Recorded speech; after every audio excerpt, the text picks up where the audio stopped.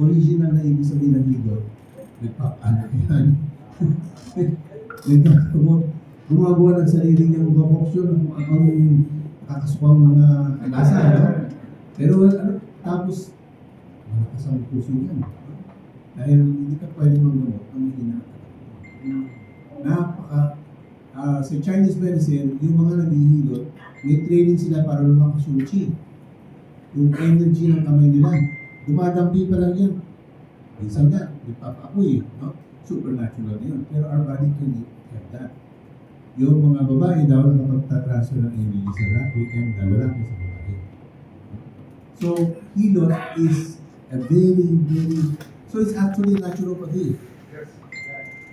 Kasi na-observation isang in-charge ng chiropractic, meron daw hindi nakakalusot sa kanila sa chiropractic. Umilipat ng naturopathy. Kaya isa absorb more. Kasi ang hirap wala namang designation eh. Hindi na sa akin dyan ka lang. Sa naturopathy nga, all around eh. Marunong ang chiro, marunong ang acupuncture, marunong yung division ng TCM, Ayurvedic, yung mga nasa baba, ginagawa lahat yun ng naturopathy. So, kailangan nyo makuha yung paraan. Bakit? Ang daming may sakit, hindi lahat kaya mag-avail ng chiropractic doctor. Mas kaya doktor eh, no? Hindi lahat ay kaya mag-avail na mag-aral ng 4 to 6 years. Hindi lahat ay kayang. Kaya, pag nagme-medical mission sila ang huling natatapos kasi nakapila yung mga tao. Maski nga walang sakit eh, pupunta lang, lang ma-relax, no? So, of course, pinuput down na yung Cairo ginagano. Kaya huwag yung siya magpo-post-post, no? Last, 2 weeks ago, nag-form po ng task force. Ang PITA, DOH, at na ang trabaho is to run after those with claims. Oh, napagaling ko itong cancer, ganito.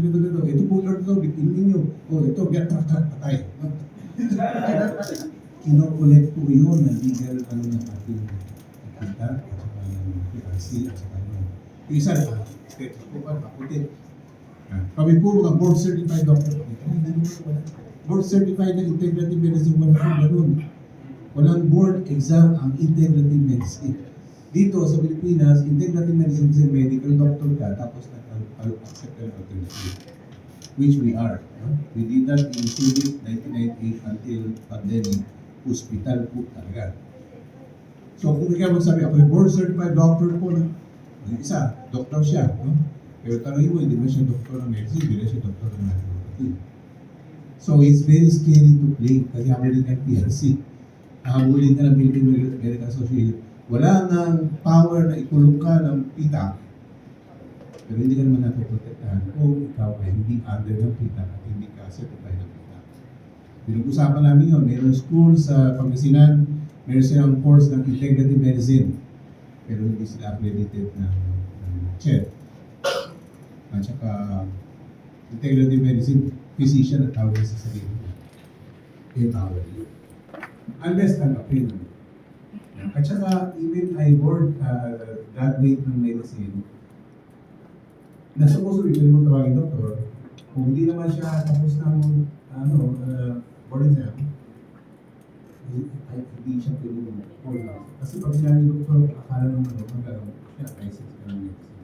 Kaya nakakatakot po. Yun lang magsuot ka ng puti at magsabi ka ng stethoscope. Nakalagay ko sa kita, natin na bawal. Siguro verde na lang isuot. Kasi mahirap po eh, maraming hindi patas lumaban. No? Pagkatapos, matadamay lahat. Pero ang in-advise ko is, kunin natin yung talagang ibig sabihin ng healing. No? Sinong kilalang hilo? No? Walang degree, hindi tapos sa medisina, pero nagkagamot maraming nagpagaling. No? Tapos sabi niya, humayo kayo, aligadang mga basa, magpagaling kayo, mag-aral kayo, magtulong kayo. Ang tawag sa kanya, the great teacher, hindi siya po sa education. The great evangelist, hindi siya po sa pagpapari, pastor. And the great physician. Sino yun? Jesus. So mataas ang mandate natin. Si Sinabi na pala mga, kung ikaw Christian, yun ang yan mo. Pero ipapasok mo yung mga duwende, yung mga kung ano, hindi Christian yun. Sabi ng Panginoon,